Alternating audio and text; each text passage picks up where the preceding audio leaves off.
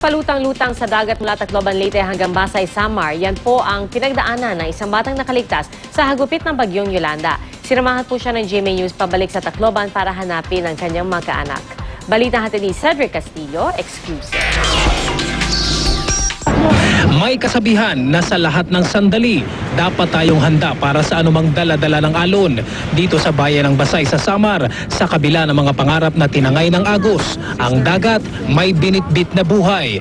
Ilang araw ng usap-usapan ang tungkol sa isang batang di umano'y kinuha ng dagat sa kasagsagan ng bagyong Yolanda.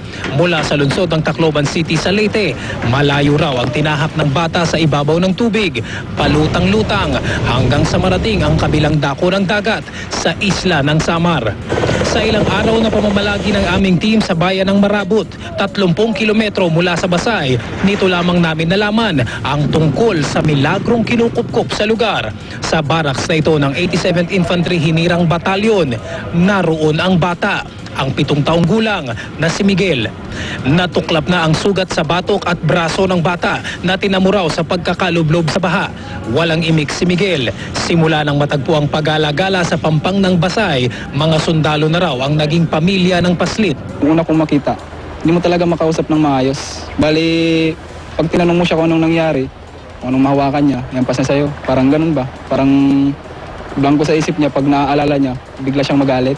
Inabot pa raw ng ilang araw bago makumpirma ng Army na si Miguel Roluna nga ang kanilang natagpuan. Isa sa libu-libong nawawala pa matapos ang dilubyo. Sa araw na ito, sumama kami papuntang Tacloban City para hanapin ang bahay ng bata. Walang balita si Miguel sa sinapit ng amang si Ariel, kapatid na si Xander at ng kanyang lolo at lola.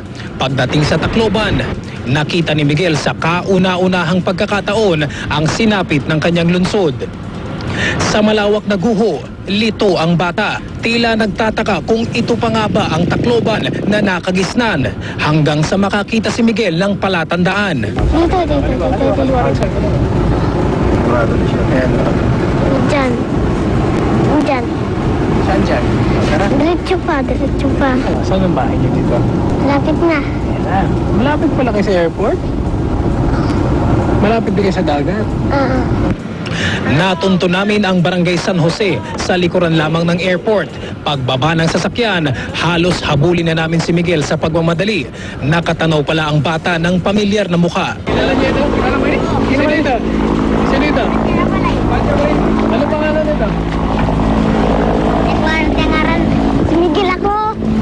Miguel daw. Kilala mo? Pagliko sa isang pasilyo, isang lalaki ang nagpakilalang tiyuhin daw ni Miguel. Sa mga sandaling iyon, nagkwento na ang bata. Ano ka, nakalutaw yung ulo mo o nakalubog?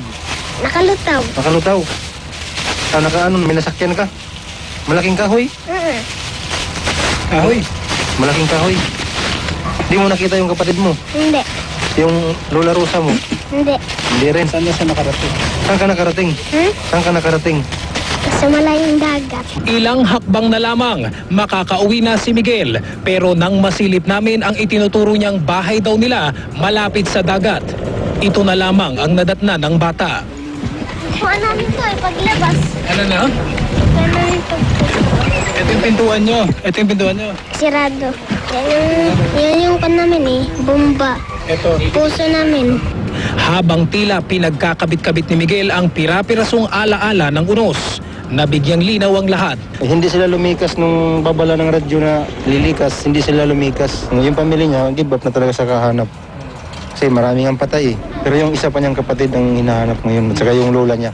Natawagan ko po si Maulin Beringel na yung anak niya na si Miguel ay na-recover ng sundalo. Sa bayan ng Basay at Marabut, nakahanap ng pansamantalang tahanan ang batang si Miguel sa piling ng mga kawal na nangakong hindi siya pababayaan.